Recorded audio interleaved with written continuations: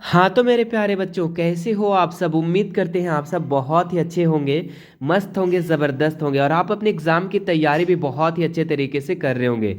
तो मैं बच्चों आज मैट्रिक बोर्ड परीक्षा 2025 के लिए क्लास 10 का, जी हाँ, क्लास 10 का हिंदी व्याकरण के कुछ महत्वपूर्ण सवालों को इस वीडियो में करवाने वाले हैं, जो आपकी होने वाली परीक्षा, होने वाले एग्ज़ाम 2025 के लिए काफ़ी ज़्यादा महत्वपूर्ण है। मेरे प्यारे बच्चों, आप लोगों का जो क्लास 10 का हिंदी का जो एग्ज़ाम होने वाला है वो 18 फरवरी को होने वाला है, ठीक है। और आपके हिंदी में व्याकरण से भी सवाल रहते हैं। आपके व्याकरण से ऑब्जेक्टिव में टोटल 10 मार्क्स का रहने वाला है, पूरा टोटल 10 मार्क्स। और यहाँ से आप लोगों को नंबर उठाना 10 मार्क्स बहुत ही इजी हो जाता है। तो मैं बच्चों इस वीडियो में हम आप लोगों को व्याकरण का 20 सवालों को करवाऊंगा। कितने सवाल? 20 ऑब्जेक्टिव सवालों को। तो यहाँ से आपके कुछ सवाल एग्जाम में डायरेक्ट पूछे जाएंगे और कुछ ऐसे सवाल होंगे जो कि इससे रिलेटेड आप लोगों को एग्जाम में पूछा जाएगा। इसलिए आप इस वीडियो को पूरा अंत तक देखिएगा। इस वीडियो में हम आपको जितने भी क्वेश्चन करवाएंगे वो पूरा पूरा पूरा फुल एक्सप्लेनेशन के साथ करवाएंगे, पूरे व्याख्यान के साथ, ठीक है, ताकि इससे रिलेटेड कोई भी सवाल आपके एग्जाम में आए तो उसे आप छोड़ करके ना हो। यहां से आपके 10 मार्क्स पक्का होने वाला है। तो आइए शुरू करते हैं। देखिए, जो सबसे पहला सवाल जो दिया गया है मेरे बच्चे, देखिए व्याकरण में जो आप लोग का व्याकरण से क्वेश्चन रहने वाला है, टोटल कितना? 10 मार्क्स का रहने वाला है। और 10 मार्क्स जो है आपका कोई छोटा मोटा मार्क्स नहीं है। 10 नंबर बढ़ने से काफ़ी ज़्यादा आप लोगों का नंबर बढ़ सकता है। इसलिए आप इस पर ध्यान देंगे और सभी प्रश्नों को बनाने का प्रयास करेंगे। देखिए पहला क्वेश्चन क्या दिया है, चिड़िया आसमान में उड़ती है, इस वाक्य में कौन सी क्रिया है? देखिए क्रिया से सवाल पूछ दिया बच्चों। और क्रिया जो है अगर कर्म के आधार पर देखें तो दो प्रकार के होता है, एक सकर्मक क्रिया और एक अकर्मक क्रिया, है ना। तो यहाँ पे जो जिस वाक्य में कर्म लगा हो उसको हम लोग सकर्मक क्रिया कह देंगे, और जिस वाक्य में कर्म ना लगा हो उसको हम लोग क्या कह देंगे? अकर्मक क्रिया कहेंगे। बात समझ में आ रही है? तो यहाँ पे अगर आप देखेंगे चिड़िया आसमान में उड़ती है, तो यहाँ पे कोई भी कर्म जो है नहीं लगा हुआ है, कर्म जो है इसमें नहीं लगा हुआ है। तो ये कौन सा वाक्य हो जाएगा? अकर्मक क्रिया हो जाएगा। कौन सा वाक्य हो जाएगा? ये अकर्मक क्रिया हो जाएगा। अब देखो समझ लो, सकर्मक क्रिया किसको कहते हैं और अकर्मक क्रिया किसको कहते हैं, बात समझने का प्रयास कीजिएगा, ठीक है। देखिए जैसे कि राम राम पुस्तक पढ़ता है, क्या बोले हम? राम पुस्तक पढ़ता है। तो यहाँ पे जो है बच्चों, यहाँ पे कर्म लगा हुआ है तो ये सकर्मक हो जाएगा। और वही सवाल अगर इस तरीके से रहे, राम पढ़ता है, यहाँ पे कर्म जो है नहीं लगा है, तो ये कौन सा वाक्य हो जाएगा? अकर्मक क्रिया हो जाएगा। तो बात समझ में आ रहा है यहाँ पर कि जिस वाक्य में कर्म लगा हो उसको हम लोग सकर्मक कहेंगे, और जिस वाक्य में कर्म ना लगा हो उसको हम लोग अकर्मक क्रिया कहेंगे। तो ये फर्स्ट वाला ऊपर वाला सकर्मक हो जाएगा, सेकेंड वाला जो आप देख रहे हैं ये आपका अकर्मक हो जाएगा। दूसरा नंबर इसका सवाल देखते हैं हम लोग, क्या है? दिनेश ने खाना खिलवाया, इस वाक्य में कौन सा क्रिया पद है? ठीक है, तो क्रिया पूछ रहा है इसमें, है ना। देखिए एक होता है कर्ता, एक होता है कर्म और एक होता है क्रिया। तो कर्ता जो होता है जो काम को करता है, जैसे कि आप लोग इंग्लिश में पढ़े होंगे सब्जेक्ट है, सब्जेक्ट में क्या आ जाएगा? ही, सी, इट या कोई नेम, है ना, वह या फिर कोई नाम, है ना, राम, सीता, गीता, ये सब क्या हो जाएगा? कर्ता में आ जाएगा, है ना। तो देखिए यहाँ पे क्रिया पूछा है बच्चों, तो दिनेश ने खाना खिलवाया, तो दिनेश जो हो जाएगा ये कर्ता हो जाएगा, सिंपल सी बात है। खाना जो है ये आपका कर्म हो जाएगा, क्या हो जाएगा? कर्म हो जाएगा। खिलवाया जो हो जाएगा ये आपका क्या हो जाएगा? तो ये आपका क्रियापद हो जाएगा, ठीक है। तो यहाँ पे जो भी काम होता है, जो काम होता है उसको हम लोग क्या कहते हैं? क्रिया कहते हैं, ठीक है। तो यहाँ खिलवाया, गवाया, जाने दिया, ये सब क्या हो जाएगा? क्रियापद में आ जाएगा। कर्ता दिनेश, मुकेश, सुरेश, गीता, सीता, रीता, सब ये सब कर्ता में आ जाएगा, ठीक है। कर्म में क्या आ जाएगा? तो जो बीच का पार्ट होगा वो कर्म, है ना, ऑब्जेक्ट जिससे प्रश्न बनता है। उसके बाद देखिए अगला सवाल, इनमें से कौन आम का अनेकार्थी शब्द नहीं है? देखिए आम को हम लोग कौन कौन से और शब्द से जानते हैं और कौन कौन शब्द से नहीं जानते हैं। तो आम, मामूली, आम का फल, साधारण, इमली। तो इसमें अगर देखें मेरे बच्चे तो अनेकार्थिक शब्द जो है इमली नहीं है, इमली जो है अनेकार्थिक शब्द नहीं है। आम का मतलब मामूली भी होता है, जैसे बोलते हैं आम आदमी है, मामूली आदमी है, आम जनता है, मामूली जनता है ना।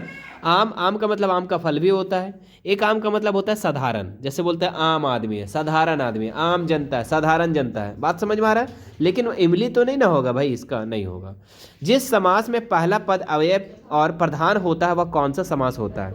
तो जिस समास में पहला पद अव्यय हो और प्रधान होता है तो उसको हम लोग क्या कहते हैं? तो उसको हम लोग कहते हैं अव्यय भाव समास। क्या कहते हैं? अव्यय भाव समास कहते हैं, तो ऑप्शन नंबर 1 इसका राइट हो जाएगा। राजा का महल राजमहल कौन सा समास है? देखिए राजा का महल राजमहल, ये इस तरीके का अगर कोई भी वाक्य रहा बच्चों, तो ये जो आपका समास होगा ये आपका तत्पुरुष समास होगा। कौन सा समास होगा? तत्पुरुष समास होगा। ऑप्शन नंबर 1 इसका राइट हो जाएगा। आगे देखते हैं हम लोग, नीला है जो अंबर, विग्रह पदों का कौन सा समस्त पद क्या होगा? तो नीला है जो अंबर, अगर उसको हम लोग एक पद में लिखे तो क्या बोलेंगे? नीलांबर। क्या बोलेंगे उसको? नीलांबर। तो ऑप्शन नंबर 1 इसका राइट हो जाएगा। जो विद्यार्थी परिश्रमी होते हैं वे उन्नति करते हैं, यह कैसा वाक्य है? तो देखिए जो वाक्य परिश्रमी होते हैं, मान लो इसको मिटा देते हैं, ठीक है, तो जो वाक्य परिश्रमी होते हैं, बोलेंगे अरे इसके बाद सर क्या बोलेंगे? तो ऐसा नहीं लग रहा है आशा कर रहे हैं आप, यहाँ पे आश्रित वाक्य हो रहा है। तो जिस वाक्य में एक प्रधान वाक्य हो, उपवाक्य हो और एक जो है आश्रित वाक्य हो, उसको हम लोग मिश्र वाक्य कहते हैं, है ना। तो ऑप्शन नंबर 2 इसका राइट हो जाएगा। इस तरीके का वाक्य में और भी हो जाएगा, ऐसे बोल सकते हैं हम लोग, जैसे ही राम आया, जैसे ही राम आया सीता खाना खाने लगी। तो जैसा ही राम आया ऐसा अगर बोला जाए तो वो लगेगा ना कि इसके बाद क्या बोलेंगे सर। तो इस तरीके का जो वाक्य होगा, यानी आश्रित वाक्य, आशा वाला वाक्य, उसको हम लोग मिश्र वाक्य कहते हैं। बात समझ में आ रहा है? देखिए वाक्य जो है, वाक्य के 3 भेद होते हैं बच्चे, ठीक है, एक सरल वाक्य, एक मिश्र वाक्य और एक होता है संयुक्त वाक्य। ये भी आप लोग याद रखना, ठीक है। सरल वाक्य में सिंपल वाक्य, जैसे वह खाता है, वह जाता है, राम सपना जाती है, खाती है, जो भी इस तरीके से अगर रहा तो सरल वाक्य में हो जाएगा। मिश्र वाक्य में एक आश्रित वाक्य और संयुक्त वाक्य में अगर किसी भी जो है, किसी में भी आपका योजक चिन्ह लग गया, जैसे कि और, जैसे राम खाना खाया और सीता गाने लगी, देखो तो इस तरीके का वाक्य जो 2 वाक्य बनेगा और या तथा वगैरह लगा के, तो वो संयुक्त में आ जाएगा। आगे देखते हैं हम लोग, पिताजी के द्वारा अखबार पढ़ा गया, वाक्य का कौन सा भेद है? तो देखिए वाच्य जो है आपके, इसके भी 3 भेद है, कर्तृवाच्य, कर्मवाच्य और भाववाच्य। तो जो कर्ता पे जोर देता है वो कर्तृवाच्य हो जाएगा, कर्मवाच्य जो हो जाएगा जो कर्म पे जोर देता है, और भाववाच्य जो जिसमें भाव हो, है ना। तो पिताजी के द्वारा अखबार पढ़ा गया, देखो पिताजी के द्वारा किस पर जोर, किस पे पढ़ रहा है? अखबार पे पढ़ रहा है, मतलब कर्म पे पढ़ रहा है। तो ये कौन सा वाक्य हो जाएगा बच्चों? तो ये आपका कर्मवाच्य हो जाएगा। क्या हो जाएगा? कर्मवाच्य हो जाएगा। बात समझ में आया? आगे बढ़ते हैं नेक्स्ट सवाल पे। अगला जो सवाल दिया गया है कि जिन शब्दों के रूप में लिंग, वचन, काल, क्रिया, कारक आदि के कारण कोई परिवर्तन नहीं होता है उन्हें अव्यय कहते हैं। अव्यय के दूसरे और किन नामों से जाना जाता है? तो अव्यय का आपका ये परिभाषा हो गया बच्चों कि जिन शब्दों के रूप में लिंग, वचन, काल, क्रिया, कारक आदि के कारण कोई परिवर्तन नहीं होता है उसको हम लोग अव्यय कहते हैं। और अव्यय को हम लोग दूसरे शब्दों में इसको हम लोग अविकारी भी के नाम से जानते हैं। तो याद रखिएगा, अव्यय को हम लोग अविकारी के नाम से भी जानते हैं। अगला सवाल देखिए यहाँ पे, विद्यार्थी अध्ययन सफल नहीं हो पाता, डैश सफल नहीं हो पाता, के बिना, निकट, कब और, ठीक है। तो विद्यार्थी अध्ययन के बिना, क्या हो जाएगा इसका उत्तर? के बिना। विद्यार्थी अध्ययन के बिना सफल नहीं हो सकते, तो ऑप्शन नंबर 1 इसका राइट हो जाएगा। आगे देखते हैं हम लोग नेक्स्ट सवाल। क्या दिया गया है कि निम्नलिखित में से अकर्मक क्रिया किस वाक्य में है? ठीक है, निम्नलिखित में देखिए इसमें भी कर्म, सकर्मक अकर्मक हो गया। तो गाय घास खाती है, तो देखो घास जो है ये आपका कर्म हो गया भाई। रानी गाना गाती है, तो यहाँ पे कर्म लग गया, तो ये भी सकर्मक हो गया। बच्चा रोता है, राजू पत्र लिखता है, तो पत्र जो हो गया आपका क्या हो गया?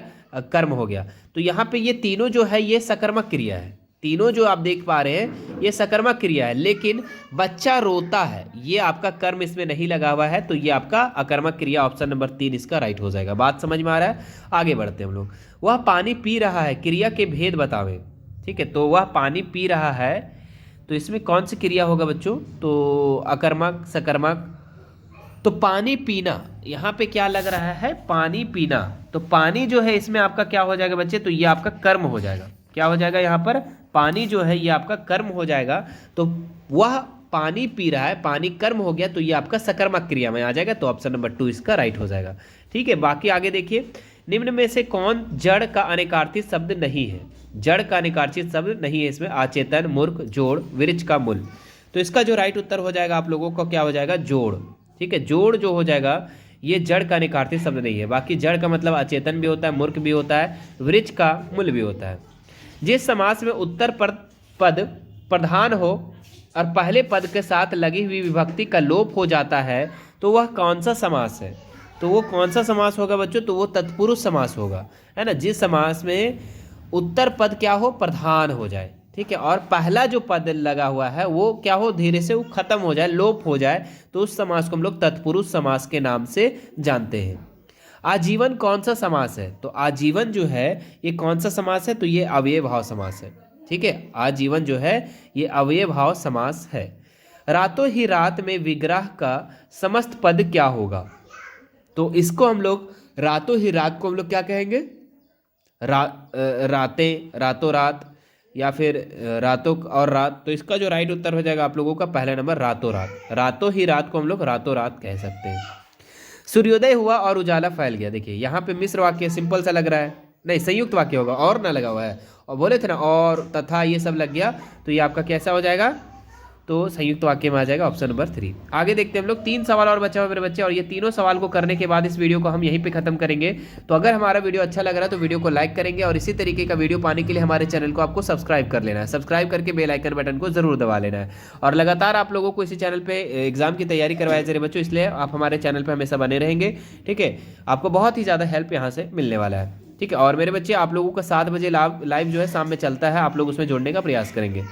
आगे देखते हैं हम लोग, बच्चे गीत गा रहे हैं, इस वाक्य में कौन सा वाच्य है, तो बच्चे गीत गा रहे हैं, तो गीत गाना, गीत जो है बच्चे ये क्या हो जाएगा, यहाँ पे आपका जो पूछ रहा है ना कि अच्छा वाच्य पूछ रहा है जी, कौन सा वाच्य, वाच्य कर्तृवाच्य कर्मवाच्य, तो किस पर जोर दिया जा रहा है, बच्चे गीत गा रहे हैं, तो जोर जो है बच्चों पे दिया जा रहा है जी, किस पे आ रहा है जोर, बच्चों पे आ रहा है, तो बच्चे गीत गा रहे हैं, तो यहाँ पे आपका कर्तृवाच्य हो जाएगा, ऑप्शन नंबर 1 इसका सही हो जाएगा। आगे देखते हैं हम लोग, जो अव्यय दो उपवाक्य, 2 वाक्यों को परस्पर जोड़ने का काम करते हैं वह अव्यय होता है, तो वह कौन सा अव्यय होता है, तो वो आपका समुच्चय बोधक अव्यय होता है, तो ऑप्शन नंबर 2 इसका राइट हो जाएगा, याद रखेंगे।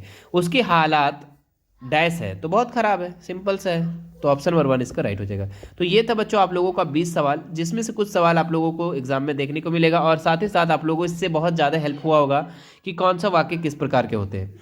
वैसे आप लोग पढ़ लेंगे तो क्या क्या पढ़ लेना है आपको, जैसे वाक्य पढ़ लेना है भाई, ठीक है, वाक्य के बाद वाच्य पढ़ लेना, ठीक है, वाच्य के बाद आप लोग समास और पत्र लेखन हो गया है ना, और विज्ञापन हो गया, ये सारी चीज़ों को पढ़ लेना है ना व्याकरण में। और आप लोग ये भी पढ़ेंगे है ना निबंध वगैरह, निबंध में से भी आप लोग का 10 नंबर का डायरेक्ट सवाल रहता है।